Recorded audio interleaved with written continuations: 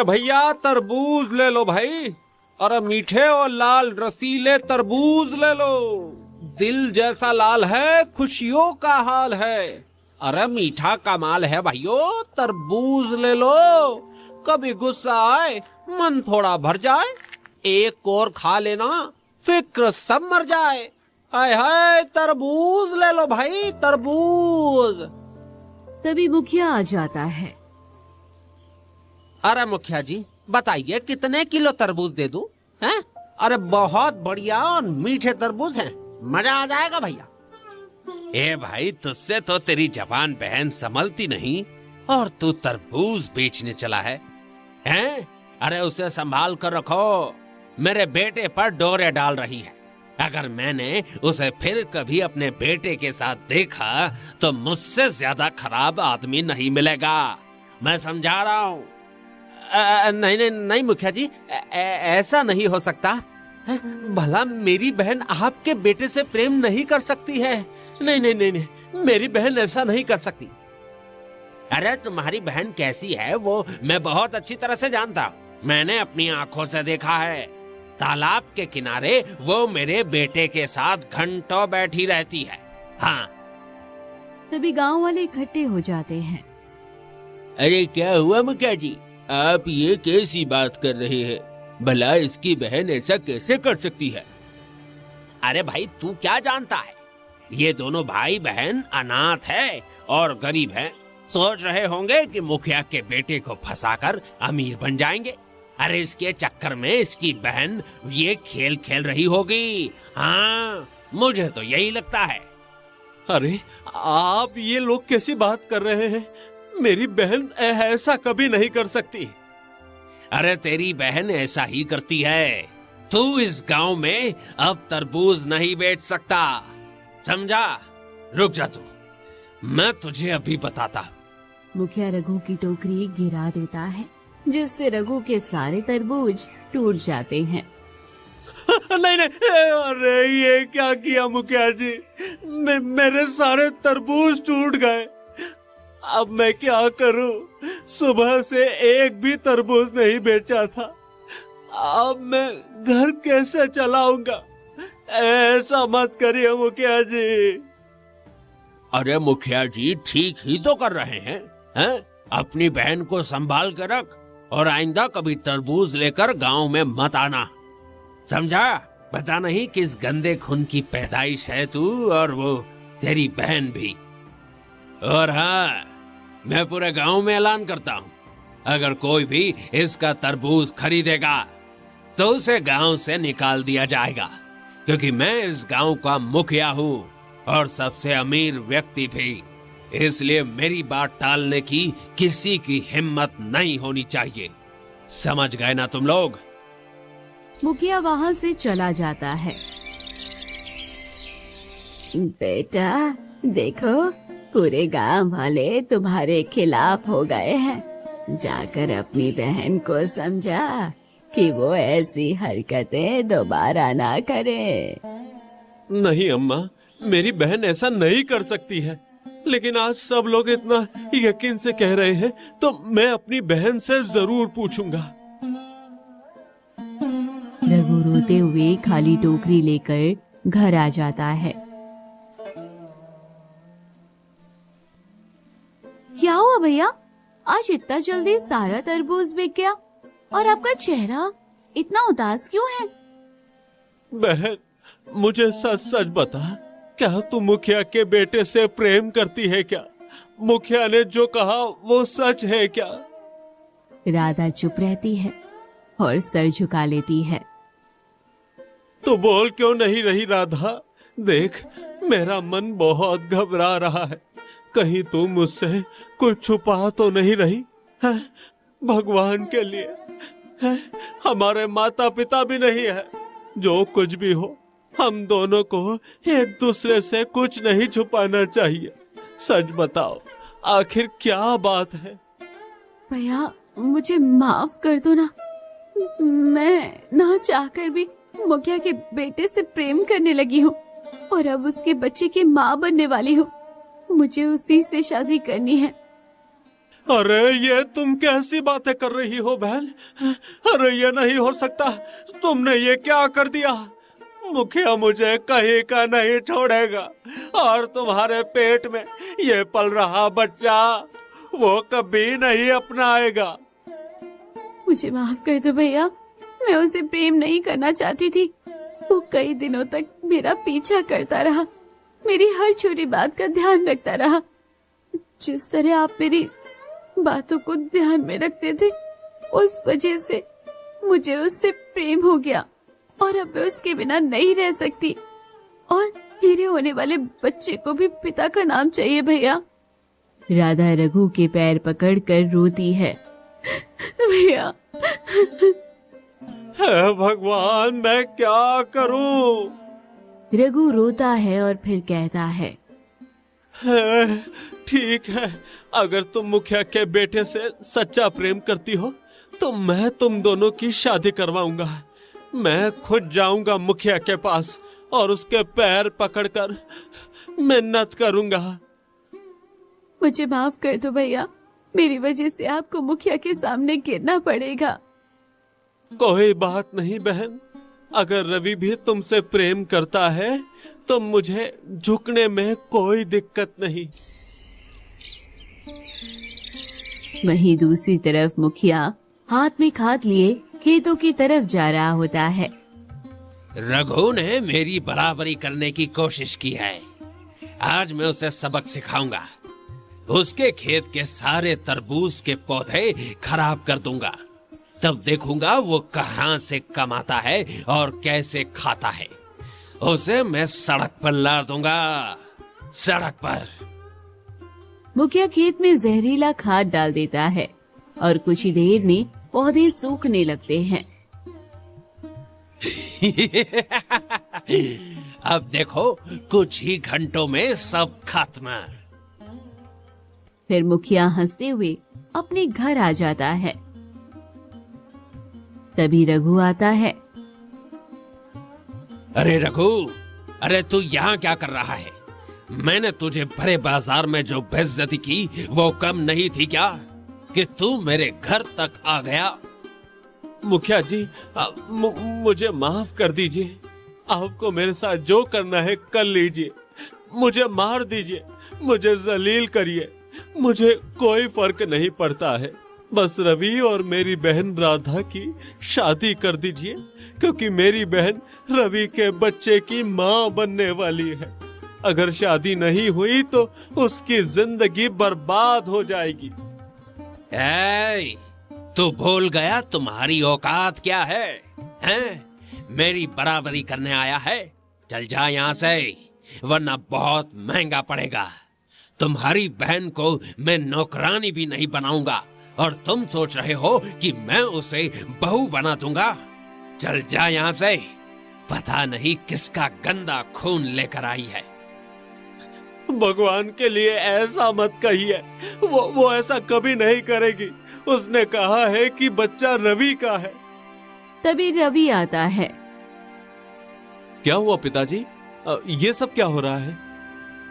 रवि, तुम मेरी बहन से प्रेम करते हो ना?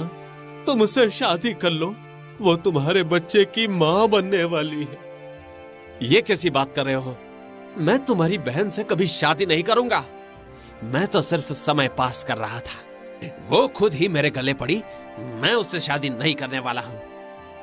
भगवान के लिए ऐसा मत करो, उसकी जिंदगी बर्बाद हो जाएगी।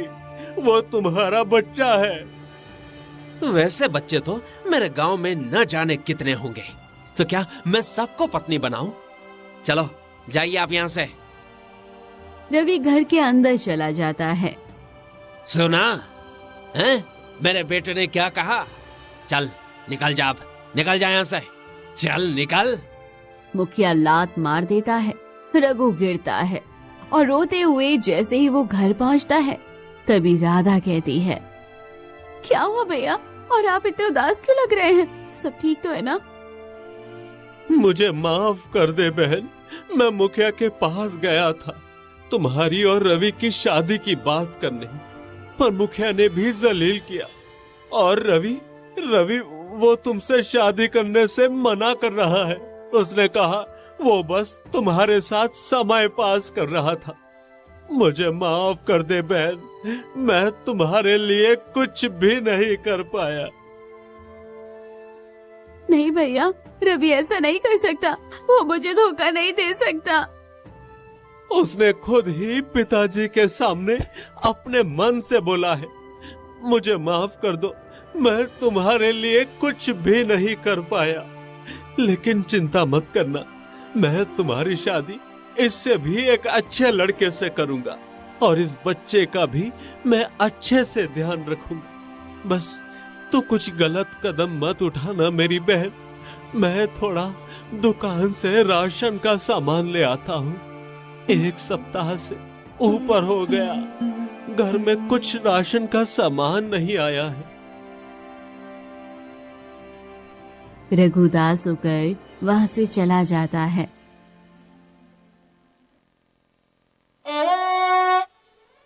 नहीं, मुझे अब जीने का कोई हक नहीं है। मैं कैसी नालायक बहन हूँ कि मैंने अपने भैया का सर झुका दिया। जो मेरे भैया पूरे गांव में गर्व से बोलते थे कि मैं उनकी बहन हूँ, आज पूरे गांव वाले मेरे भैया पर हंसने लगे हैं। और ऊपर से रवि ने मुझे धोखा दे दिया। मुझे अब जीने का कोई हक नहीं है। मुझे खुद को खत्म कर लेना चाहिए। राधा चाकू लेती है और अपनी हथेली काट कर वहीं बैठ जाती है। थोड़ी देर बाद रघु आता है। अरे अरे ये क्या हो गया राधा? राधा, तुम्हें ये क्या हो गया? अरे उठ जा मेरी बहन, ये तुमने क्या कर लिया? अरे तूने आत्महत्या क्यों कर ली? मैं तुम्हारी अच्छे से देखभाल करता। ए बहन, तू मुझे छोड़कर नहीं जा सकती। उठ जा मेरी बहन, उठ जा।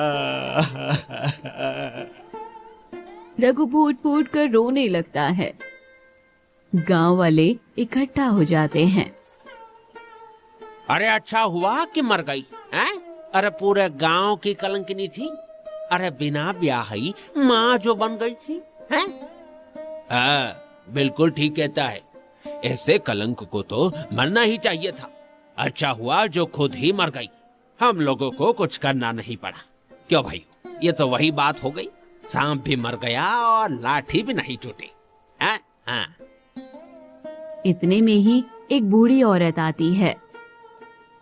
चुप हो जाओ तुम दोनों, किसी की जवान बहन मर गई है। तुम लोगों को अभी भी बातें बनाने में मजा आ रहा है। अगर दवा नहीं लगा सकते तो जख्म पर नमक तो मत छिड़को। बड़े आए दूसरे के घर में झांकने वाले। अरे खुद जाकर अपने घर में झांको। 100 कमियां होंगी खुद के घर में, लेकिन दूसरे की कमियां ढूंढने में लगे हुए हो। जाओ यहाँ से। गांव वाले उदास होकर चले जाते हैं। फिर बूढ़ी औरत रघु के पास आती है। बेटा चुप हो जाओ, अब ज्यादा रोने से क्या फायदा। तुम्हारी बहन अब इस दुनिया में नहीं रही। इसका अंतिम संस्कार कर दो। अम्मा, इसमें मेरी क्या गलती है? माँ पिताजी बचपन से ही मर गए। मैंने अपनी बहन की अच्छे से देखभाल की, लेकिन देखो मेरी बहन भी मुझे छोड़कर चली गई। इसने एक बार भी मेरे बारे में नहीं सोचा कि अगर ये चली जाएगी तो मैं इसके बिना कैसे रहूंगा। अब मैं क्या करूं? मैं तो पूरी तरह से टूट गया हूँ। बेटा, अब तुम्हारे रोने से तुम्हारी बहन वापस नहीं आ सकती। ये सब मुखिया के बेटे की वजह से हुआ है। अगर तुम्हारी बहन के साथ उन्होंने ऐसा ना किया होता तो शायद तेरी बच्ची ये कदम कभी नहीं उठाती। इसने एक बार मुझसे कहा था कि मैं कुछ भी बर्दाश्त कर सकती हूँ, लेकिन मैं अपने भैया को जलील होता हुआ कभी नहीं देख सकती। शायद इसी वजह से इसने ये कदम उठाया। रघु फूट फूट कर रोने लगता है और जैसे तैसे अपनी बहन के शव का अंतिम संस्कार करके लौटता है। मेरी बहन तो चली गई, लेकिन अब क्या करूं? घर में मन भी नहीं लग रहा है। एक काम करता हूँ, जाकर तरबूज के बगीचे देखता हूँ कि तरबूज कैसे है। रघु बगीचे में पहुंचता है जहाँ सारे पौधे बुरी तरह से सूख चुके थे। हे भगवान, ये क्या हो गया? मेरे सारे तरबूज के पौधे कैसे सूख गए? नहीं, ऐसा नहीं हो सकता। जरूर ये मुखिया का ही काम होगा। उसी ने मेरे खेत में कुछ डाल दिया होगा। भगवान, ये मुसीबतों पर मुसीबत आ रही है। अरे मैं अब क्या करूं भगवान? जो भी तरबूज बचे हैं उन्हें जाकर बाजार में बेच देता हूँ। बाकी पौधे तो सूख ही गए। रघु बचे हुए तरबूज तोड़कर गांव में बेचने निकलता है। तरबूज ले लो, तरबूज, मीठे और रसीले तरबूज।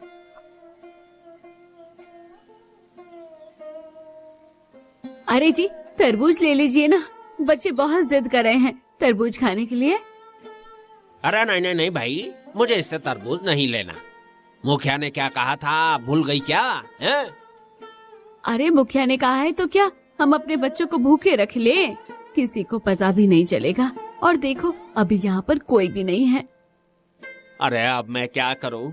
है? अरे कहीं मुखिया ने देख लिया तो पता नहीं क्या करेगा। ये लीजिए भाई साहब, मैं किसी को नहीं बताऊंगा। वैसे भी ये तरबूज आखिरी है। इसके बाद मेरे खेत के सारे तरबूज खत्म हो गए हैं। अच्छा ठीक है, चल एक तरबूज दे दे। फिर रघु तरबूज दे देता है। तभी गांव वाला तरबूज काट कर पहले खुद खाता है। तभी उसे अचानक चक्कर आ जाता है और वो गिर पड़ता है। अरे ये क्या, ये तुमने क्या खिला दिया? तरबूज में क्या था? मेरे पति बेहोश हो गए। देखो इसने जहरीला तरबूज खिला दिया, मारो इसे। इसने मेरे पति को मारना चाहा, मेरा सुहाग उजाड़ दिया। ये कैसे हो सकता है? मैंने तो ठीक ही तरबूज दिए थे। ये अचानक बेहोश कैसे हो सकते हैं? तभी गांव वाले इकट्ठा हो जाते हैं। अरे तुम्हारी इतनी हिम्मत, तुमने जहरीला तरबूज बेचा, और वो भी हमारे गांव में? मुखिया ने मना किया था, और ऊपर से जहरीला तरबूज, मारो इसे। गांव वाले रघु को बहुत मारते हैं और अधमरा कर देते हैं। और सुन ले, आज के बाद अगर तू इस गांव में दिखा तो जान से मार देंगे। चल जा यहाँ से। ये मेरा घर है, मैं यहाँ से कहाँ जाऊं? मुझे माफ कर दो। मुझे नहीं पता कि ये तरबूज ऐसा कुछ होगा। मुझे माफ कर दो। गांव वाले चले जाते हैं।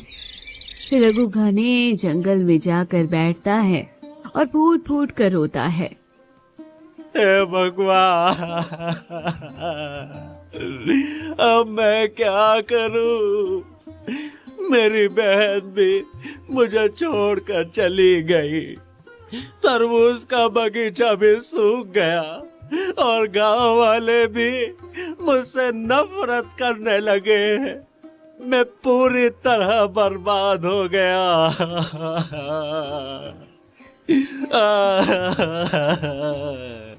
उसके आंसू जमीन पर गिरते हैं। तभी काली परछाई सामने खड़ी हो जाती है। तुम कौन हो और दिखाई क्यों नहीं दे रहे हो? ये साया किसका है? अचानक तेज रोशनी होती है। जहां आंसू गिरे थे वहाँ से एक अजीब पौधा निकल आता है और तेजी से बढ़ने लगता है। ये क्या हो रहा है? ये पौधा इतनी जल्दी कैसे निकल आया और इतना तेजी से कैसे बढ़ रहा है? रघु भागने की कोशिश करता है। रुक जाओ, कहाँ जा रहे हो तुम? कौन बोल रहा है? सामने आओ।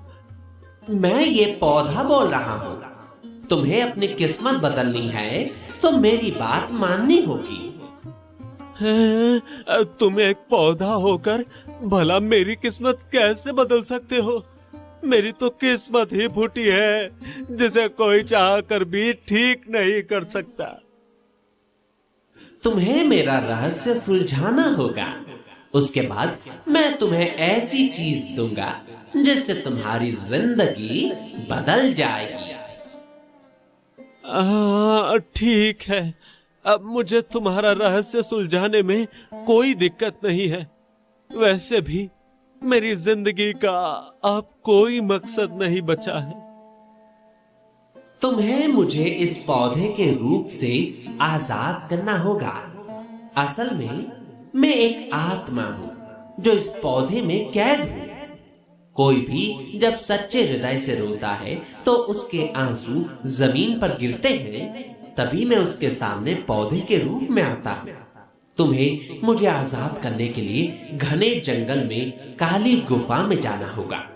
वहां तुम्हें एक लाल रंग का जल मिलेगा। उस जल को मेरे ऊपर डालना होगा जिससे मेरा जादू टूट जाएगा। उसके बाद मैं तुम्हें वो दूंगा जिसकी तुम्हें जरूरत है। ठीक है, मैं वो लाल जल लाने के लिए तैयार हूँ। मैं कोई लोभ में नहीं जा रहा हूँ, बस मैं तुम्हें मुक्ति दिलाना चाहता हूँ। रघु वहां से निकल पड़ता है। जंगल में कुछ ही दूर वो जाता है तो वहां बहुत सारे पेड़ पौधे उसके रास्ते में आ जाते हैं।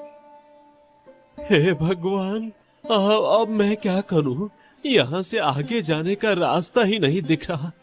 सारे पेड़ पौधे ने रास्ता जाम कर दिया है, पर मुझे आगे जाना ही होगा। रघु धीरे धीरे कदम बढ़ाता है। तभी एक पेड़ से आवाज आती है, तुम इससे आगे नहीं जा सकती हो, तुम्हें यहीं से लौट जाना चाहिए। आगे जाओगी तो तुम्हारी जान को खतरा है। नहीं नहीं नहीं, मुझे आगे जाना है। मुझे किसी को मुक्त करना है। इसके लिए चाहे मुझे जो करना पड़े मैं जरूर करूंगा। मुझे आगे जाना ही है। रघु एक कदम बढ़ाता है। तभी तेज हवा चलती है। ठीक है, तुम आगे जा सकते हो, लेकिन सिर्फ तब अगर तुम मेरे 2 प्रश्नों का सही उत्तर दे दोगे। अगर उत्तर गलत हुआ तो तुम यहीं हमेशा के लिए रुक जाओगे। ठीक है, मैं जवाब देने के लिए तैयार हूँ। पूछो, तुम्हारा प्रश्न क्या है? पहला प्रश्न, दुनिया में सबसे ताकतवर चीज क्या है जिसके सामने राजा का सिंहासन भी छोटा हो जाता है और पत्थर दिल इंसान भी टूटकर रो पड़ता है? प्यार। सच्चा प्यार सबसे ताकतवर होता है। प्यार से ही इंसान जीना सीखता है और प्यार खोने पर टूट जाता है। तुमने सही कहा। अब दूसरा प्रश्न, ऐसी कौन सी चीज है जो हर इंसान के पास बराबर होती है? ना कोई ज्यादा खरीद सकता है, ना कोई चुरा सकता है, और एक बार चली जाए तो कभी वापस नहीं आती है। समय। समय ही एक ऐसी चीज है जो सबके पास बराबर है, और जो एक बार गुजर जाए वो लौट कर नहीं आते हैं। तुमने सही कहा। तुम्हारे दिल में सच्चाई है, तुम आगे जा सकते हो। रघु तेज कदमों से आगे बढ़ता है और घने जंगल को पार करके गुफा के द्वार तक पहुंच जाता है और फिर रघु गुफा में प्रवेश करता है। ये कैसी जगह है? यहाँ कोई दिखाई भी नहीं दे रहा। और ये क्या? इस बर्तन में लाल जल रखा हुआ है। मुझे इसे जल्दी से लेकर चल देना चाहिए। रघु जैसे ही लाल जल को छूता है, तेज रोशनी फैलती है और एक सुनहरा पक्षी उसके सामने प्रकट होता है। तुम यहाँ क्या कर रही हो? चले जाओ यहाँ से, तुम ये जल नहीं ले जा सकते हो। नहीं, मुझे ये जल चाहिए। किसी भी कीमत पर मैं ये जल लिए बिना यहाँ से नहीं जाऊंगा। अगर ये जल ले गए हो तो तुम्हें पता है ना, तुम्हारी जान भी जा सकती है। कुछ भी हो जाए, पर मैं ये जल लिए बिना नहीं जाऊंगा। मैंने वचन दिया है कि मैं उसे आजाद करूंगा, इसलिए मुझे ये जल चाहिए। ठीक है, लेकिन क्या तुम इसके बदले अपनी 10 वर्ष की आयु दान करने के लिए तैयार हो? अगर मेरे 10 वर्ष देने से किसी की जिंदगी बच सकती है तो मैं तैयार हूँ। मैं अपनी 10 वर्ष की आयु दान करता हूँ। तभी रोशनी तेज फैलती है। सुनहरे पक्षी एक सुंदर औरत में बदल जाती है। ये क्या तुम तो एक सुनहरी पक्षी थी और अब अचानक एक सुंदर औरत। क्योंकि मैं कोई पक्षी नहीं थी, मुझे एक साधु ने श्राप देकर पक्षी में बदल दिया था और कहा था जब कोई एक नेक दिल इंसान अपनी आयु दान करेगा और किसी दूसरे की मदद के लिए तैयार होगा तभी मैं अपने असली रूप में आ सकती हूँ। और आज तुमने बिना किसी स्वार्थ के दूसरों की मदद करने के लिए अपनी आयु दान कर दी। इसी वजह से मेरा श्राप टूट गया। ये जल तुम्हारा है। अब मैं स्वर्ग लोक जा सकती हूँ क्योंकि मैं स्वर्ग की रहने वाली अप्सरा हूँ। मुझे तो विश्वास ही नहीं हो रहा है, आप स्वर्ग लोक की अप्सरा हैं। लेकिन अब मुझे जल्दी से वापस जाना होगा, मुझे ये जल पहुंचाना है। तेज रोशनी होती है और अप्सरा गायब हो जाती है और रघु लाल जल लेकर बाहर निकलता है। रघु संघर्ष करते हुए आगे बढ़ता है और उसी स्थान पर पहुंच जाता है। तुम जल लेकर सच में लौट आए? रघु, मैंने सोचा था तुम डर कर भाग जाओगे और कभी वापस नहीं आओगे। मैंने तुम्हें वचन दिया था तो मैं ये जल क्यों नहीं लाता। देखो, मैं वही लाल जल गुफा से लेकर आया हूँ। अब बताओ मुझे क्या करना होगा। ये जल मेरे ऊपर डाल दो ताकि मेरा ये श्राप टूट जाए। फिर रघु जल पेड़ पर डालता है। तेज रोशनी होती है और पेड़ एक जादुई बीज में बदल जाता है। ये क्या? ये पेड़ एक बीज में कैसे बदल गया? ये सब क्या हो रहा है? तुमने मुझे मुक्त कर दिया रघु। अब मैं धरती लोक छोड़ सकता हूँ। जाते जाते मैं तुम्हारा दुख भी दूर करना चाहता हूँ। ये जादुई बीज लो, इसे अपने बगीचे में लगा देना। तुम्हारे मन में जो इच्छा होगी उसी की खेती होगी और कभी खत्म नहीं होगी। तुम्हारी सारी गरीबी दूर हो जाएगी। मेरी किस्मत ही खराब है। भला एक छोटा सा बीज मेरी गरीबी क्या दूर करेगा है? मुझे इस पर यकीन नहीं है। मुझे ये बीज नहीं चाहिए। मैंने आपकी मदद कर दी, बस वही काफी है। एक बार मेरी बात पर भरोसा करो, इसे अपने साथ ले जाओ। रघुदास वन से बीज लेकर अपने बगीचे में लगाता है। कुछ ही क्षणों में तेज रोशनी फैलती है। बगीचा लाल लाल तरबूजों से भर जाता है। अरे ये क्या? ये तो सचमुच चमत्कार हो गया। इतने लाल लाल तरबूज हैं। अब मुझे इन्हें गांव में बेच देना चाहिए। मुखिया ने मेरी गरीबी के कारण मेरी बहन को बहू बनाने से मना कर दिया था। अब मैं उससे भी बड़ा अमीर बनकर दिखाऊंगा। रघु तरबूज बेचने निकलता है। तरबूज ले लो, मीठे मीठे लाल लाल तरबूज। अरे जा जा जा, तेरे जहरीले तरबूज कौन खरीदेगा हैं? अरे भाई कोई नहीं लेगा, देख लेना। पूरी भीड़ हंसी उड़ाती है।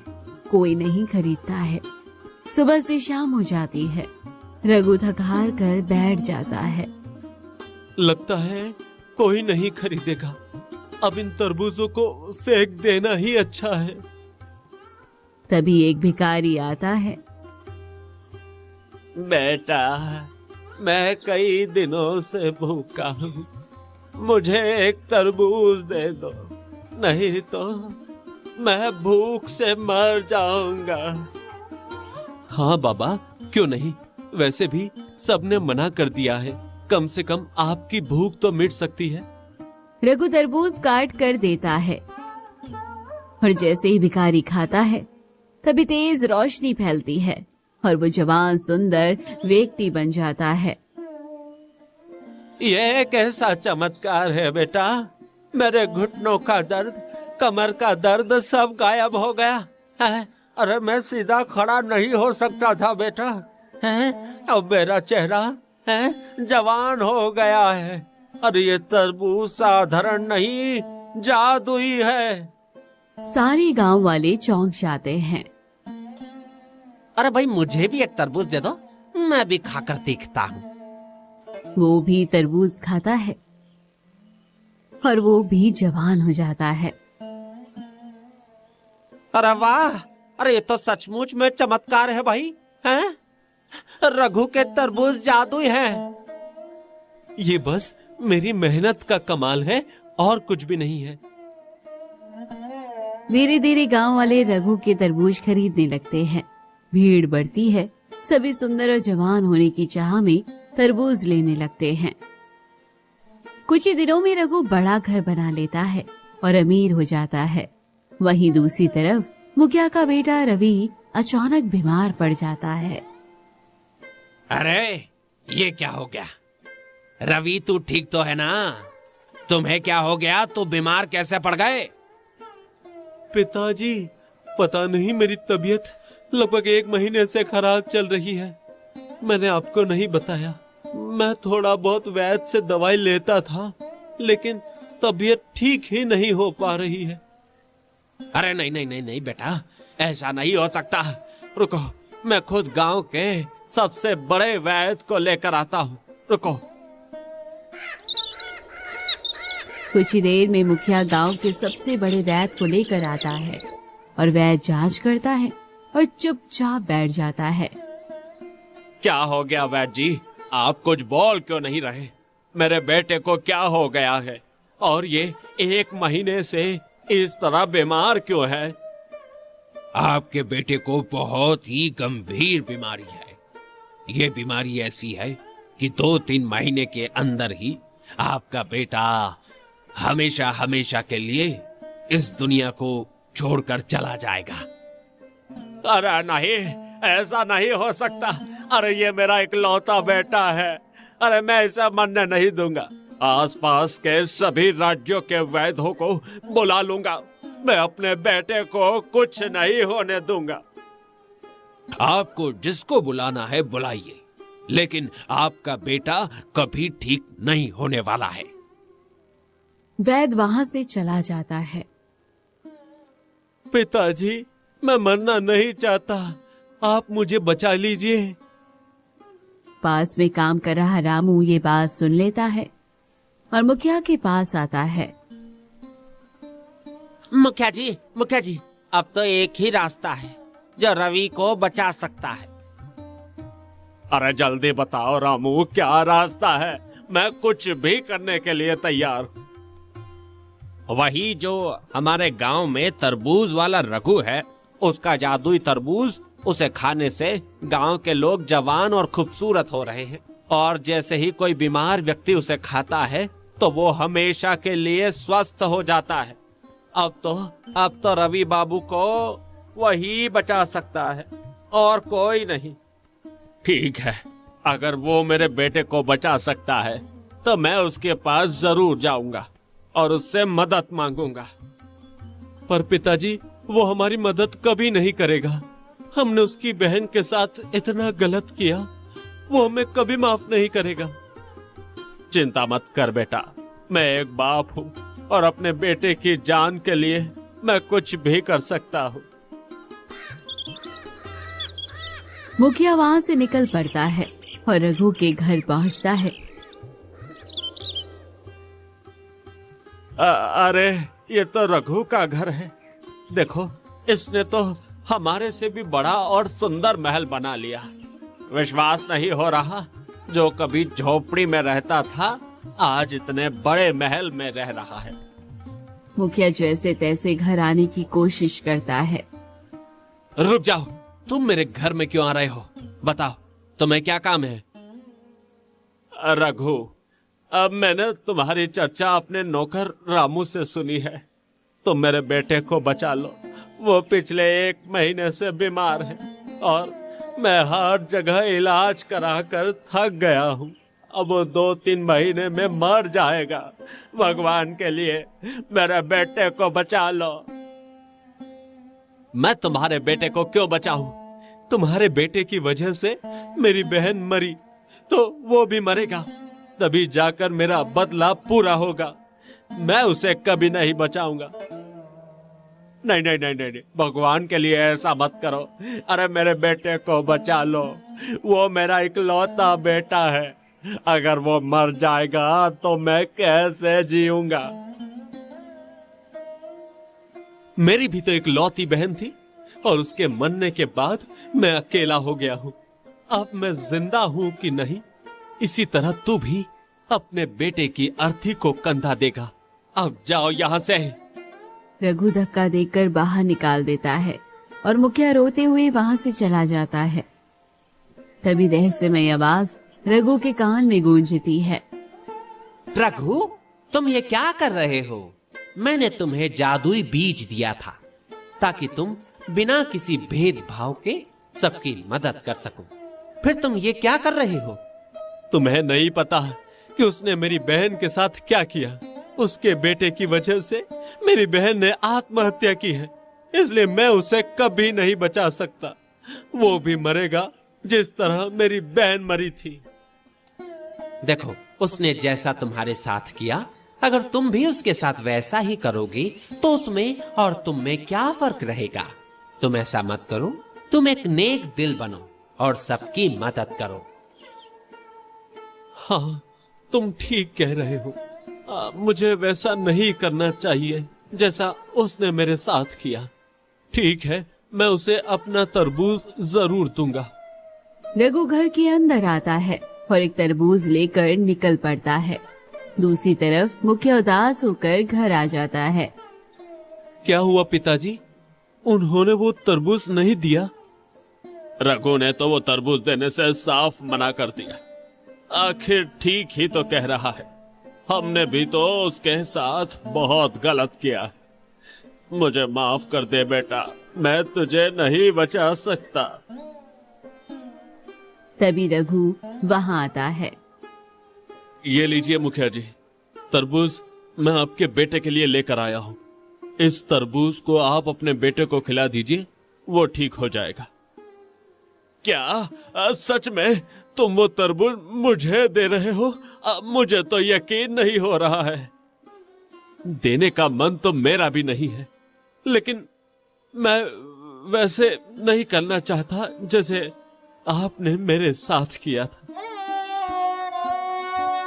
मुखिया तरबूज लेकर अपने बेटे को खिला देता है। कुछ ही देर में तेज रोशनी फैलती है और रवि स्वस्थ हो जाता है। वो भाग कर जाता है और रघु का पैर पकड़ लेता है। रघु भैया, मुझे माफ कर दीजिए।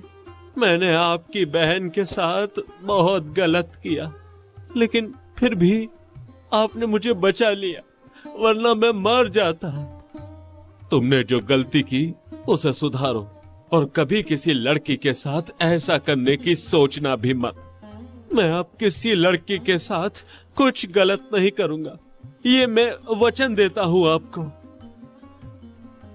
रघु वहां से चला जाता है और गांव वालों को मुखिया और उसकी बेटी की सच्चाई पता चलती है, तो वो सब भी रघु की इज्जत करने लगते हैं।